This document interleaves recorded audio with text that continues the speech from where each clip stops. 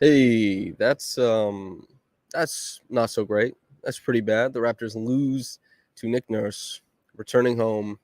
The 76ers 114 to 107 in what was, a game that they found a lot of success in early on. They were able to kind of remove Joel Embiid from the equation defensively early on, or at least Joel Embiid did a pretty good job of removing himself, a laissez-faire attitude. And then the Raptors found a lot of struggles as the game kind of went on. The shot making from Joel Embiid and Tyrese Maxey in particular was unbelievable. The Raptors had such a tough time competing with what the 76ers were able to put out there. And man, more than anything, I think we saw that the 76ers, their star power at the top end, was just completely able to overwhelm what the Raptors are able to put out there. I'm live from Scotiabank Arena for anybody who wants to see. There it is down there. We're in the gondola. We're hanging out. And this was the place to record after a game. Here we are. Big Grady Dick game. Big Scotty game. We're still a little bit confused about what happened with Pascal Siakam. Maybe not about what happened, but just his somewhat perplexing role. They come out after the game. Darko talks about, yes, I thought Pascal made the right decisions. I liked how he looked tonight. That's fine. And he is meant to be shooting the ball a little bit less this year, but it's a little bit perplexing to see Pascal only 8 shots in a game like this. He did start off the game really well.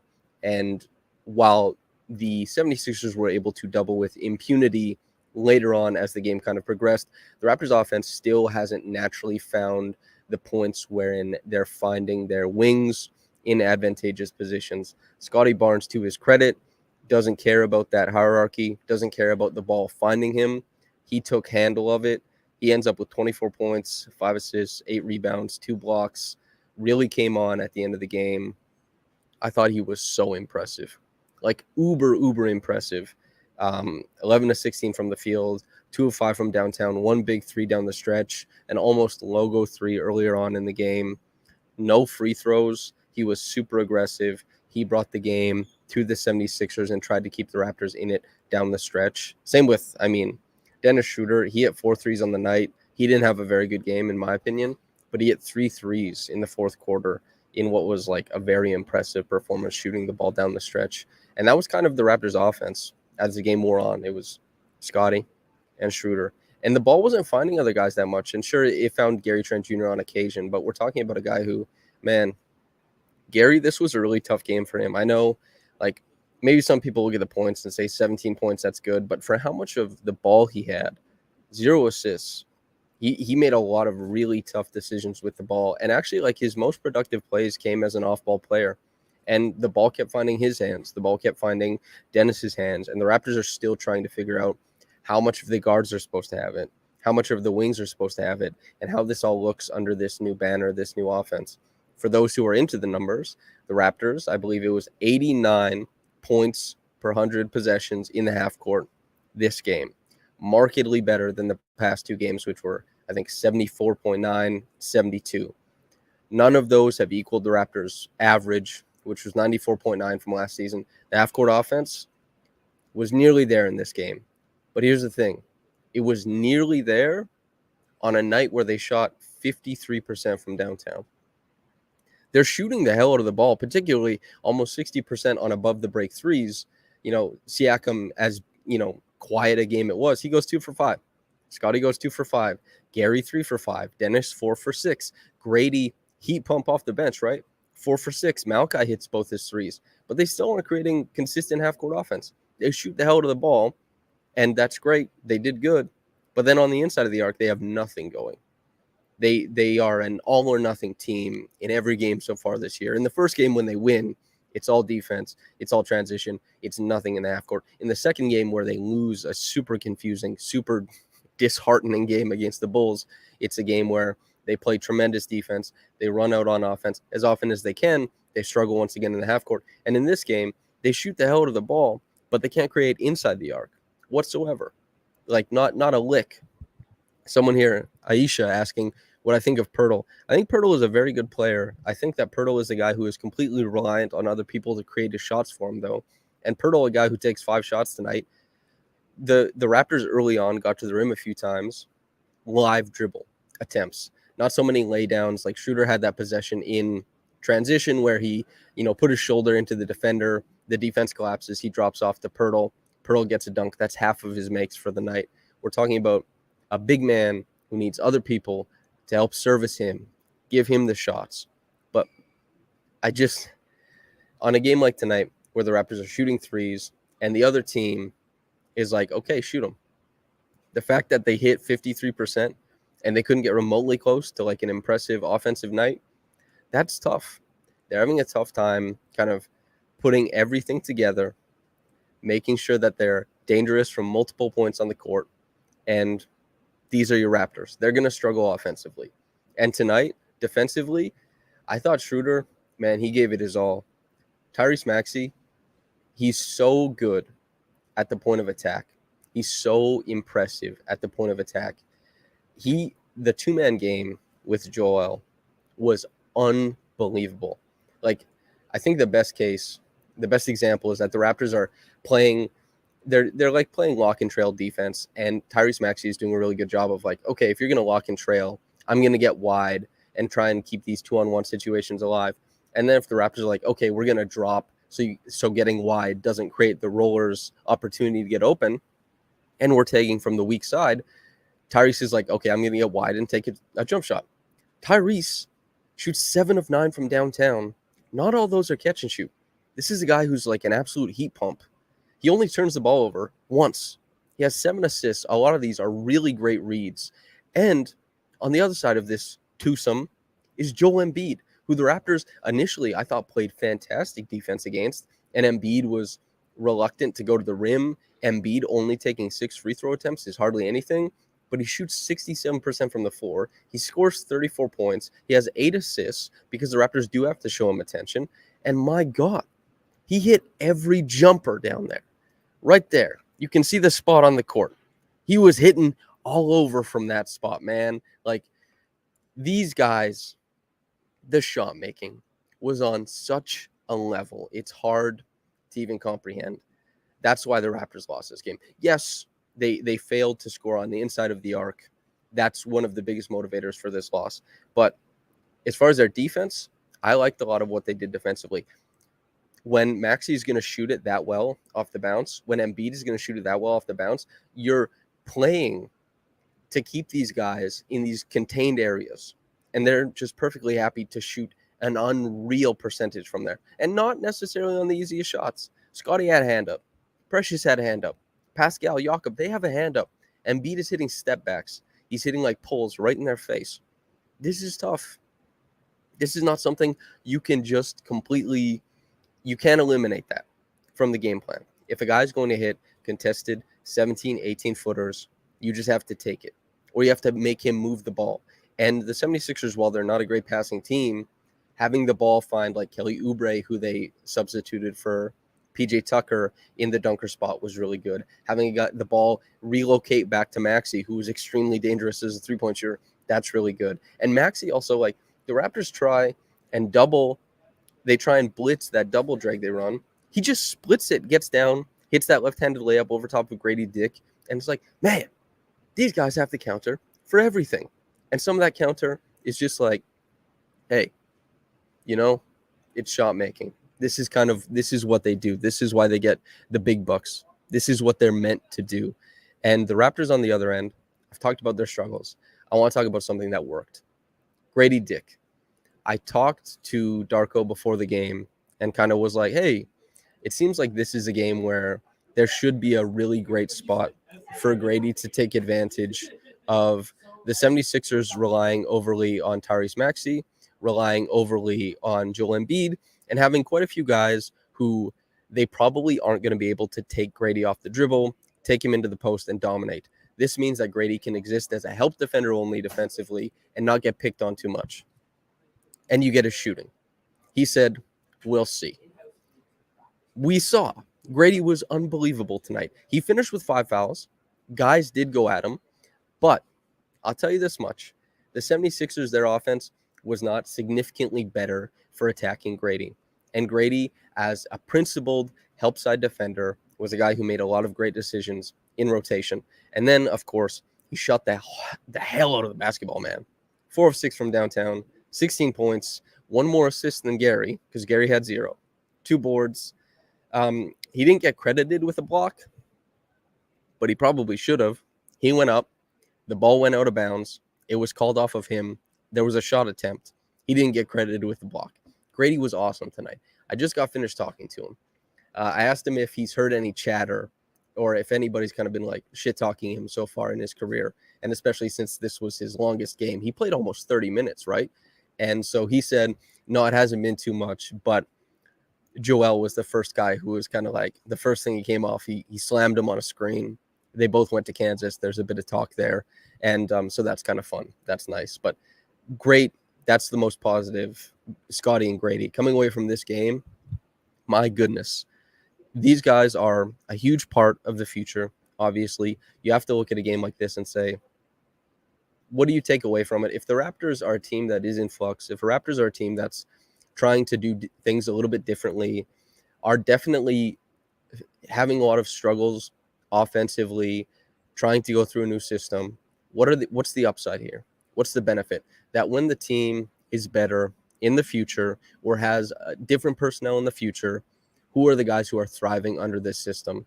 And Scotty and Grady, you have to feel really good, especially, Scotty's been doing it every game. 7 turnovers last night, no good. But having just the 1 turnover tonight, awesome. 24 points, 5 assists, 8 boards.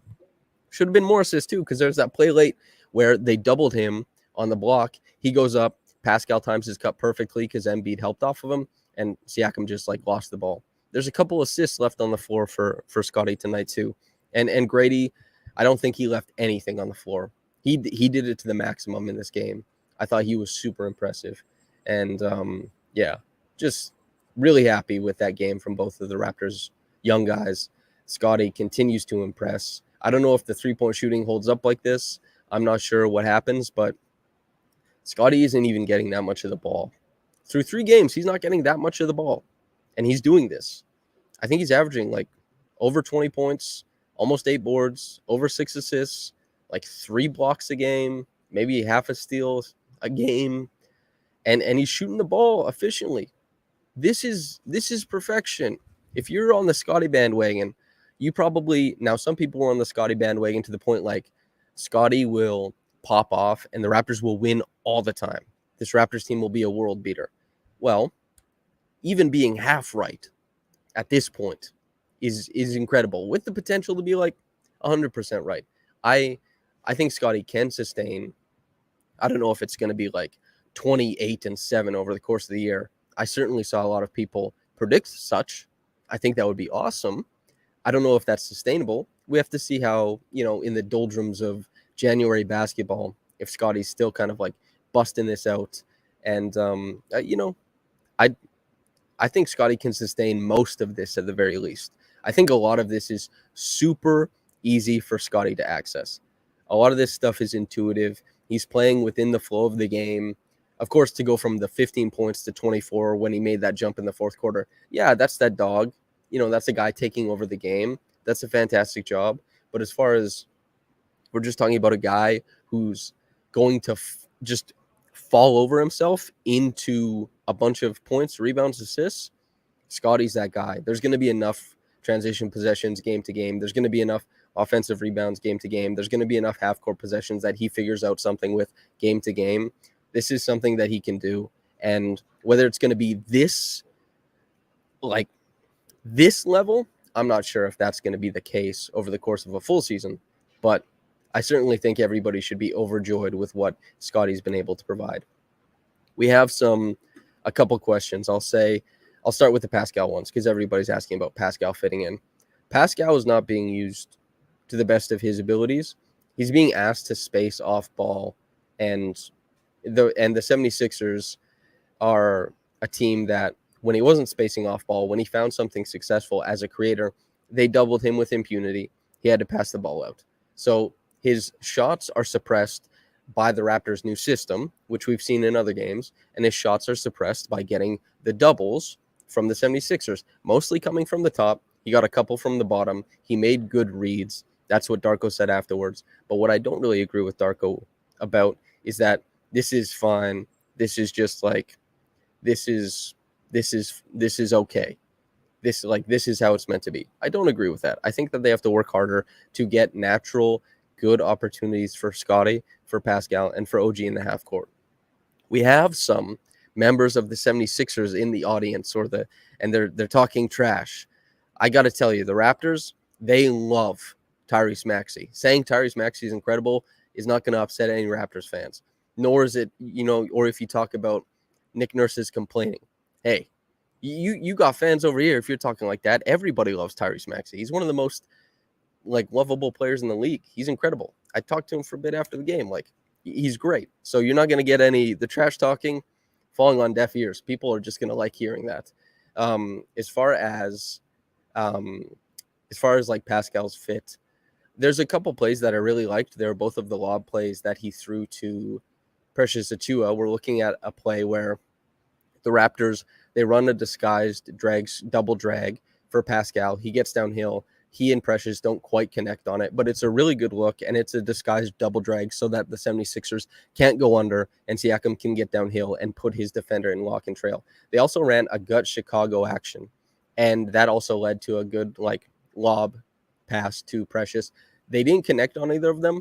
There has to be a little bit better touch on those passes from Pascal, but if you want to get Pascal downhill, because they're getting guys like Gary downhill, they're getting guys like Dennis downhill, and in their careers, there's no indicator that Gary or Dennis will be elite shooters going downhill. I know people have an idea of what Dennis does when he gets downhill. I know they think that Dennis, because he is so athletic, is like an elite finisher at the rim. That's not the case. He's going to finish a good guard to compare his rim finishing to is like Fred VanVleet, to be honest with you. And a lot of times, the frequency, Dennis is a guy who stops short for those floaters or off balance push shots and stuff like that. So the Raptors need to get OG downhill. They need to get Scotty downhill. They need to get Pascal downhill. And the offensive design has been a little bit lackluster so far. And Pascal, shooting 40% from three, good. But they're putting him in a position where he's just getting less of the ball. They're putting him in a position where, it's he's being asked to do things that more specialized players should be asked to do. You're asking a guy like Pascal to play a role that he played in 2018. It's not becoming of him. The team is going to suffer for it to some degree, and they're not getting the most out of their offense. It takes time to figure this out, and we'll see how that goes. But my goodness, it's rough early on. The offense is in a really tough place. But, this is a franchise that has one of those. You can see the Toronto Raptors world champions. You can see they've accomplished something like this before. Pascal was part of it. If there's a player who's willing to take that on the chin and try and make it work for this year, I think Pascal falls under that. But as far as if we're talking about how this team looks in the future, I think a lot of it is undecided. And that's not necessarily a terrible thing. The Raptors, they've been trying to find an identity and one that is consistent and works the last couple of years. They thought they had it after 2021-22. They very clearly did not. Nick Nurse was in the building. We all had questions for him, and he said, I think it was as much me needing to go as it was the team needing me to go too. It's mutual. It's both ways. It's tough, I think Pascal is a guy who he competed on hell on defense. I thought that his point of attack defense was really impressive tonight. I thought that he brought it on that end for sure. The offense has to be able to put him in better positions to succeed. And on the other side of things, Pascal, if he wants to be that all-NBA player again, if he wants to be eligible for a Supermax, if he wants to make a compelling case to be paid so much money in the offseason, there's going to be some times where he has to not expect the offense, the new 0.5 offense, Darko system, to create a look for him where it's okay, I'm getting the ball downhill. It's you just got to be able to shake and bake sometimes. And Pascal, there was not that much shake and bake in this game. We've seen Pascal go against these 76ers, a very strong defensive team, a better version of the 76ers, see a defense that is plugged in, packing the paint ahead of him. And we've seen him boogie to his way to 24 points per game on efficient shooting over the course of a playoff series. He's a very good player. He could input himself a little bit more in these games. But also, the team, they have to do better by him. I think it's both things. They're not mutually exclusive. But I think that it's certainly not perfect right now. Their offense has been really bad. And despite shooting the hell out of the ball, do you know how crazy it is that the Raptors shot 53% from downtown and still had like a well below average half court offense? That's absurd. It's because they didn't finish anything inside the arc. And in this game, part of that is because, my goodness, too much Dennis, too much Gary. I've been talking about this since before the preseason. Like, this team is not doing a good job of creating and putting the ball in their wings' hands. We have a comment from Derek Baldhead White. I love that Derek shaved it off. Come home, brother. I know you love Achiuwa, but the rim finishing is back to 2022 level. His processing is still very bad. I wrote about this. I'll see if I can go pull the numbers up. Obviously, a 3-game sample doesn't determine it doesn't determine Precious Achiuwa's new level of finishing or anything like that. But I wrote about him. I'll find the stats. But he's been like a well above average finisher for the past however many games, like a lot of games. I'm just pulling up the piece right now. So let's see. Yeah, sorry. Dead air. I wasn't thinking about this. Here we go. Okay. The finishing, which Achiuwa has worked so hard to improve, is the cherry on top of his dynamic movement. Okay. In Achiuwa's first 22 games as a Raptor, he shot 51% at the rim, 42 of 82. That was one of the worst marks of any big man in the whole league. From the new year of 2022, okay, to the end of that season, he shot 63% at the rim, 95 of 150. And last season, that improved even more, where he shot 72% and was 126 of 176. So the finishing has been a lot better from Precious, and I've been impressed with it. He's missed a couple things tonight, but I still think Precious, the finishing, is in a way better place. The processing speed, Precious is missing some stuff. He tried to make that high-low read to Malachi, right? I'm sure it was his turnover. Malachi can cut, that's fine. If anyone's remotely close, don't give Malachi the ball down there. It's A, hard to make that pass because guys are going to stick their hands in, and B, Malachi, even if you get him the ball in the paint, it's going to be contested really quickly, and he's probably not going to get a shot up or make the shot, right? It has to be completely empty. We have to be talking about like Klay Thompson, Steph Curry, split action, and Malachi is wide open in the paint or something like that. That's kind of where we're at. Precious, I think he had a really strong game from a defensive point of view. I was really impressed with what he was able to bring. I know not everybody will agree with that, but I mean, when you look at the end of the game, like Precious, he won his minutes. Offensively, the ball kept funneling into his hands. He was definitely less than stellar offensively. In fact, he just wasn't good offensively. He struggled. One of the possessions, obviously, was that spin into a fadeaway, was that possession where he went in against Embiid and tried to hit like a push shot over top of him. That's not going to cut it, not remotely. But defensively, I thought Achiuwa, as he has in the past, was a very, very good first check for Joel Embiid. He's way stronger than he looks. He's got quick feet. He can switch through actions, and he's like really good at maintaining rotation. I thought that he did a great job in that capacity of the game. You need his offense to be better, obviously, and if he was in this game like finishing better, it puts the Raptors in a better position, all that kind of stuff. But I guess we'll see what happens. I move away from this game pretty happy with Precious, though. Some of the stuff he didn't do so well in this game is stuff he has done well in the past, and I expect him to do well going forward. I think this game, a lot of it, the reason for the loss is that a lot of possessions funneled to Dennis and Gary. They didn't do a super good job with those possessions. And then defensively, I thought the Raptors did a pretty good job, but the shot making from the 76ers was on a level, like an unbelievable level. I think that's mostly the cause of the loss in this game. And the Raptors, you shoot 50, I'm going to say it again, you shoot 53% from three. You can't provide an even average offense. Like, just for everybody who knows, the Raptors, their average half-court offense last year, 94.9 per 100 possessions, was one of the worst in the whole NBA. The Raptors, this game, registered their best of the season at 89.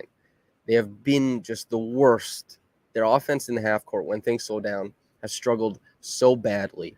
And some of that is the limitations of their wings who aren't really great shooters. Fine. But also, the guards are seeing a ton of possessions in the half court, and the guards aren't good enough passers. The guards aren't creating enough advantages for others, and they're not shifting the defense enough, and they're still getting a lot of possessions. We'll see how this shakes out over time. The defense, still happy with the defense. I know this game, it wasn't a runaway. Raptors team, they played like the best defense you've ever seen. You know, they gave up 122.6 per 100 possessions. They gave up a lot of points in this one. And in the half court, you know, Philly did a pretty good job. But that's because the game settled down and they're fantastic players in Maxey and Embiid hit the jumpers. Still pretty happy. Yeah, you know, we have a comment from Andrew Eden. He says, Maxey got to be top 3 fastest in the league. Absolutely, one. Secondly, I know people were probably expecting Dennis Schroeder to be like the great salve to defend Maxey the way that obviously Fred couldn't last year. Schroeder is also like top 6 fastest in the league. I'm certain of it, but he's not as fast as Maxey. And Maxey pulling from 3 in the way that he did, I like Dennis's defense tonight. As crazy as that might sound, I thought Dennis was super competitive at the point of attack. I thought he fought like hell through screens, and I thought he was pretty sticky on Maxey. But if Maxey got a shred of space, boom, the shot's going up. And it didn't have to be like easy, hard, whatever type of look he's getting, cashing it. That's the question I asked about Nick Nurse before the game, or to Nick Nurse before the game, is like, my God, you know, Maxey has come in and destroyed this game, this team, when you've been coaching it. Are you looking forward to maybe being able to coach Maxey through a great performance like that? Well, boy, howdy, did he ever, right? The Raptors, I think they stuck to the game plan well on defense. There are a couple miscommunications, like the one where I can't remember who got the duck in. It might have been Kelly Oubre Jr. I can't remember exactly who it was, but Pascal was shading to the double on Embiid. He didn't tell Grady that they were switching, but he was playing like they did, and then Grady got back cut from the man in the corner. But the man in the corner was Siakam's guy. The man above the break was Grady's guy. But Siakam played so much over on Embiid that it would make you think like this was Grady's check now. He's supposed to be putting up a weak side zone because Siakam is shading so hard. But those are the things, unless you go and ask them specifically, you're like, man, is this how this is supposed to work? Are we whose fault is it? It doesn't matter that much. But as far as like, it doesn't matter whose fault it was. The 76ers got a point out of it. They obviously, you got that duck in. These are tough possessions. These are things you got to iron out. But obviously, I'm still pretty happy with their defense. As crazy as that might sound, I think they did a lot of things good defensively. We have a question from Phoenix Play Z. Are we sure Pascal Siakam is great at basketball? Yes, man. This is a very tough team to fit in with. That's like Pascal's played great defense to start the year, right? So that's half the game. Great defense. Offense on the other side, who is excelling besides Scotty? And Scotty, that means like he's everything you want him to be. That's fantastic. He's taking a lot of those possessions in transition as well. That's wonderful. But you look at the positions that Pascal's getting the ball in, the defenses he's facing, he's just being asked to do things that like are very difficult to do. That's go space the floor. He's one of the best driving wing/bigs in the whole NBA. There's mountains of data that confirms this. How do you want him to beat pack line defense? He's being told to just like shoot and spot up around guys. And then he goes in and he has a mismatch. And guess what happens? He gets doubled. He makes the read. Okay. So the ball's not in his hands anymore. He's just being put in tough positions. You follow up, but that's what I'm saying. He's good, but is he great? I'm not saying he isn't a positive player.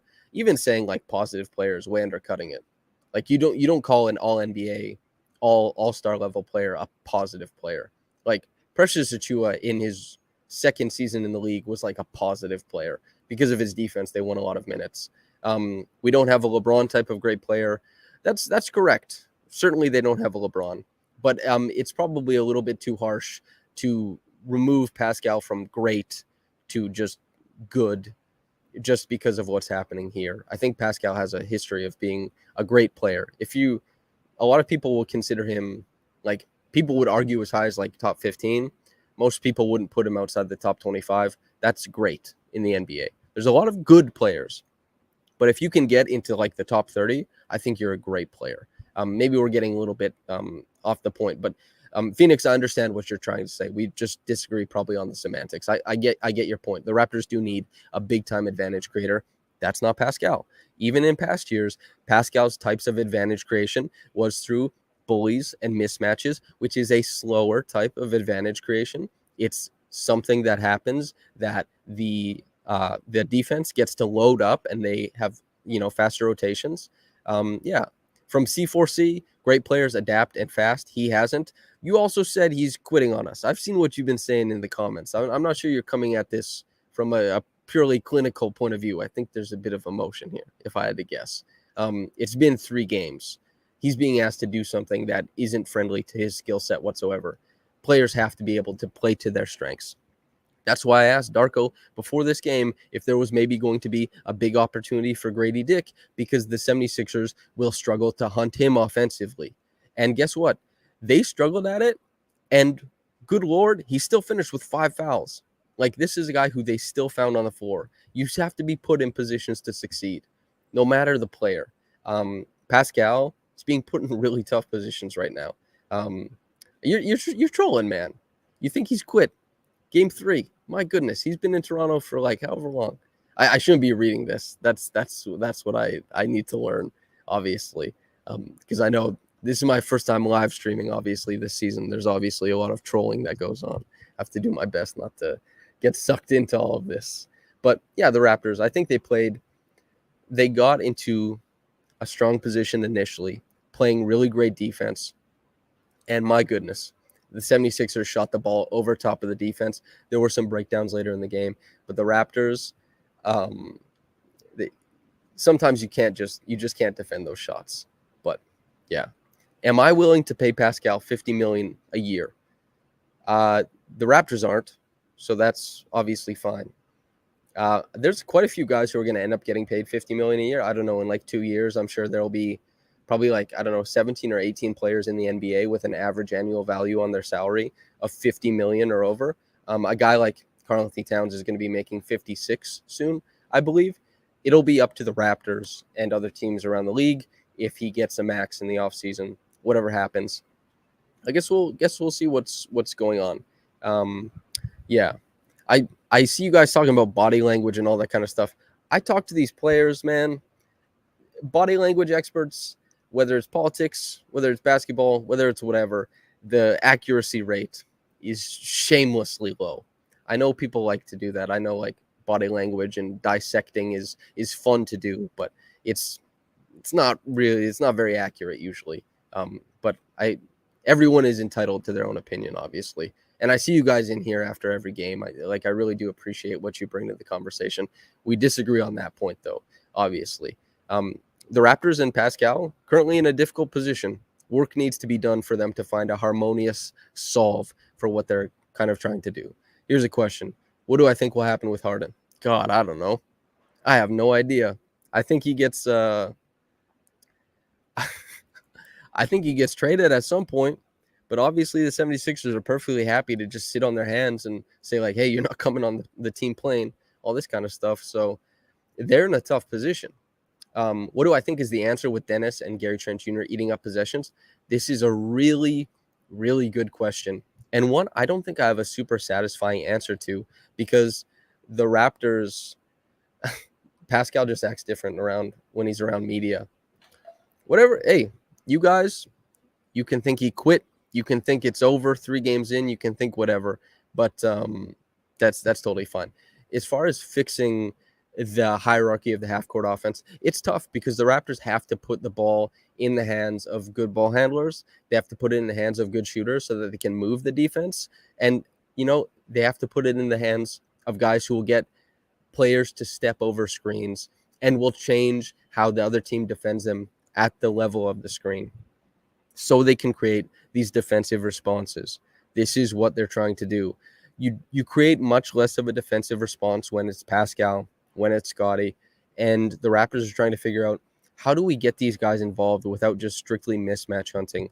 And what they've done so far is they've put the ball in the hands of Gary and Dennis a lot because they want to move through the offense with pace. These guys are really quick to realize when a dribble handoff is coming and to go get the ball. These are all super fast things. But as far as what the team is trying to do and what they want to be doing as far as like half-court offense, it's tough, man. It's tough. But as far as anything else, I think that's just like a difficulty that the Raptors have had trying to decide, guards getting the ball, wings getting the ball, all that kind of stuff. It's a difficulty, obviously, but I feel like that's as good a place to leave the podcast as any. Thanks, everybody, for joining in. It's been an absolute pleasure. I guess whether you got into this in the morning or at night, on your walk, whatever you're doing, have a blessed day and goodbye.